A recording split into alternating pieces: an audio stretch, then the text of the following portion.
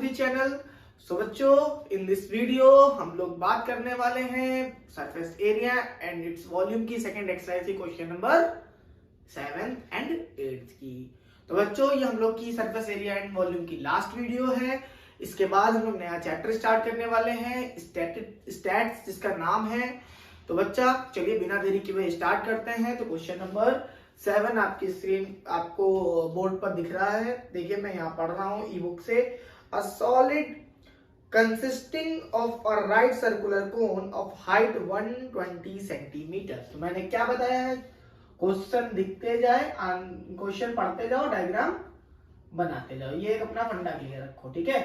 Question पढ़ते जाओ, diagram बनाते जाओ।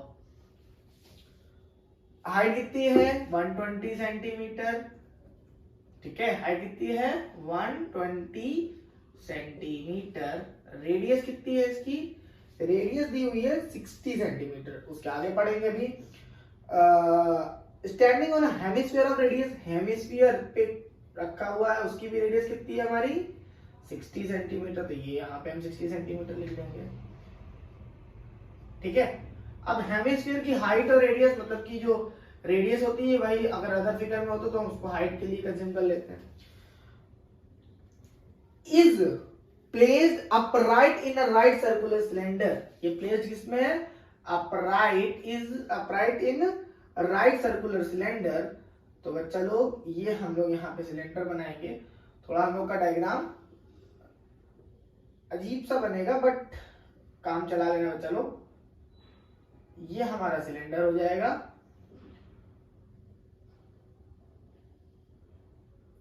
इस टाइप से कुछ, ठीक है। ये समझाने के लिए फिगर था। अब हम लोग एक सही से फिगर बनाते हैं क्वेश्चन करने के लिए। तो हमारा सिलेंडर के अंदर कौन बना हुआ है, ये हमने सिलेंडर बना लिया,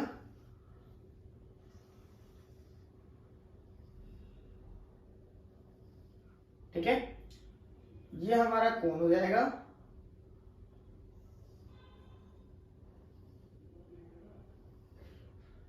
ये हमारी क्या हो जाएगी, हेमिस्फीयर हो जाएगा, ठीक है। इस टाइप से हमारा फिगर बन जाएगा। कोन की हाइट कितनी है हमारी 120 सेंटीमीटर, ठीक है। हेमिस्फीयर की कितनी है 60 सेंटीमीटर। सो हमारी जो सिलेंडर होगा उसका कितनी हाइट हो जाएगी 180 सेंटीमीटर, ठीक है। रेडियस कितनी हो जाएगी 60 सेंटीमीटर। ये हमने साफ सुथरा आपको डायग्राम बना दिया। अब क्वेश्चन में आगे बढ़ते हैं। क्या लिखा है क्वेश्चन में, क्वेश्चन में लिखा हुआ है right surface cylinder full of water such that it touches the bottom, find the volume of water left in the cylinder if the radius of cylinder is 60 centimetre, height is 180 centimetre. ये हम लोग ने पूरा find कर लिया। अब बच्चा question में पूछा, इसमें पानी भरा हुआ था, कितना पानी बाहर आएगा जब ये हम लोग इसके अंदर डालेंगे डायग्राम, जो हमारा कोन और हेमिस्फीयर है, ठीक है।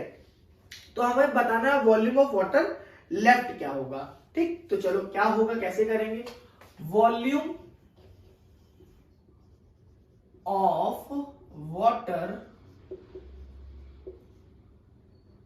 लेफ्ट, ये हमसे क्वेश्चन में पूछा है। दिया क्या क्या गया है, सबसे पहले गिवन, यहां पे गिवन में रेडियस कितनी दी है, radius of hemisphere is equal to radius of cylinder is equal to radius of cone. कितनी दी है 60 सेंटीमीटर, क्लियर है। Height of cone is equal to 120 centimetre, height of cylinder is equal to 180 centimetre, ठीक। अब हमसे देखो बच्चा, जब भी ऐसा क्वेश्चन आता है वॉल्यूम ऑफ, अब हमको वॉल्यूम निकालना, जितना पानी इसमें भरा हुआ, जितना सिलेंडर का वॉल्यूम होगा उतना ही पानी होगा। तो वॉल्यूम जितना बाहर क्या आएगा, तो सिलेंडर में से अगर हम इस पूरे का वॉल्यूम निकाल दें, ट्रैक करते, तो volume of water left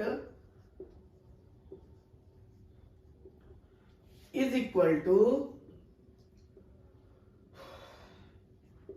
volume of cylinder minus volume of solid, volume of solid. Clear है मेरे स्टूडेंट्स? तो बच्चा लोग वॉल्यूम ऑफ सिलेंडर क्या होगा? वॉल्यूम ऑफ सिलेंडर होता है pi R H R C का pi are square H C minus solid का जो हमारा वॉल्यूम होगा। कैसे निकालेंगे सॉलिड का वॉल्यूम? तो वॉल्यूम ऑफ कोन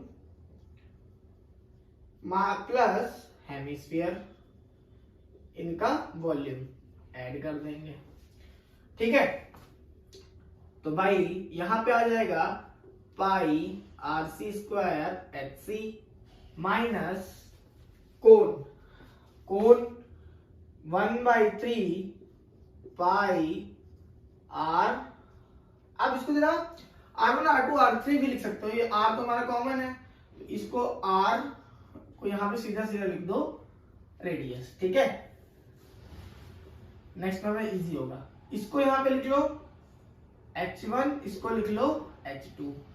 ठीक है, तो ये हो जाएगा pi are square H2, R तो कॉमन चल रहा, minus 1/3 pi are square H1 plus hemisphere में क्या होगा 4/3 पाई आर क्यूब।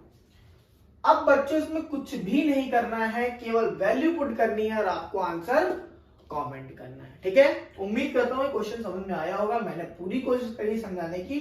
अब आपको केवल मैथ्स जो छोटे बच्चे करते हैं ना, multiplication addition subtraction and division, बस आपको वही करना है, कुछ भी नहीं करना। पूरा मैं क्वेश्चन एंड तक कर ले आया हूं। ठीक है, इसके आगे मैं और थोड़ा करूंगा, लेकिन कोई नहीं, इसके बाद 1000, इस बार इतना तो 1000 बार बता चुका हूं मैं। तो भाई चलो, यहाँ पे वॉल्यूम सॉरी हमारा 4/3 रहेगा, 2/3 रहेगा, क्योंकि हेमिस्फीयर है ना, 4/3 पाई स्फीयर का होता है। मिलते हैं, अब चलते हैं नेक्स्ट क्वेश्चन की तरफ, जो कि एक्सरसाइज का लास्ट है। चलिए बढ़ते हैं। तो बच्चा नेक्स्ट क्वेश्चन है question number 8। A spherical glass vessel has a cylindrical neck 8 cm long and 2 cm in diameter। नेक क्या है हमारी? सिलेंड्रिकल शेप है, ये हमारा सिलेंड्रिकल शेप की नेक हो गई। ये हमारा भी इसके नीचे भी डायग्राम बना, तो मैं इसको डॉटेड बना देता हूं। ठीक, 8 centimetre long, 8 centimetre long and dia कितनी है 2 centimetre. The diameter of the spherical part is, अब इसके ऊपर पता है क्या बना है कि स्फेरिकल है, ये स्फेरिकल टाइप से कुछ बना हुआ है, ये स्फेरिकल में बना दिया। ठीक है, जिसकी डाया दी हुई है 8.5 सेंटीमीटर डायमीटर। हाँ, इसकी डाया दी है 8.5 centimetre. By measuring the amount of water it holds, a child find its volume be 345 centimetre cube. इसमें वॉल्यूम क्या है हमारा गिवन है कितना 345 centimetre cube. Check whether C is correct, taking the above as the inside measuring and pi is equal to 3.14। ठीक है बच्चा, कोई दिक्कत नहीं, कर लेंगे। वॉल्यूम ऑफ सॉलिड है कि वेसल है, तो क्वेश्चन दिया हो वो लिखना। ठीक है, volume of spherical glass, spherical glass हमको चेक करना है ना, तो सीधा सीधा डायरेक्ट करते हैं बिना गिवन लिखे हुए। डायग्राम में लिखी दिया है volume of cylindrical neck, cylinder लिख लो सीधे, प्लस वॉल्यूम ऑफ स्फीयर। ठीक है, वॉल्यूम ऑफ सिलेंडर कितना हो जाएगा पाई आर, ये हो जाएगा हमारा, यहां पे इतना लिख लो बस, ये हमारा D1 है, ये हमारा D2 है। H तो एक ही में आएगा, तो पाई R1 स्क्वायर H प्लस 4/3 पाई R2 क्यूब। यहां से क्या हो जाएगा कॉमन तो पाई कॉमन हो जाएगा, R1 कितना हो जाएगा, R1 हो जाएगा 1 का स्क्वायर इंटू x कितना हो जाएगा 8 प्लस 4/3 इंटू पाई तो चला गया बाहर, r क्यूब 8.5 का 8.5/2 8.5 का हाफ कितना होता है, 8.5 का हाफ होता है 4.25 इंटू 4.25 इंटू 4.25, ठीक है। ये हमारा वैल्यू पुट करने पे आएगा, यहां पे आएगा 3.14, यह आ जाएगा 8 प्लस 4/3 इंटू, अब देखो भाई 425 425 425 425 का क्यूब निकाल लो, सबसे सिंपल सा फंडा, 425 का क्यूब निकाल लो, निकल जाएगा।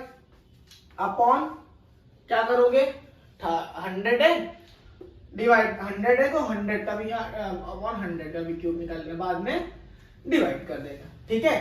तो यहां से आपको कैलकुलेशन थोड़ी इजी हो जाएगी, ठीक है।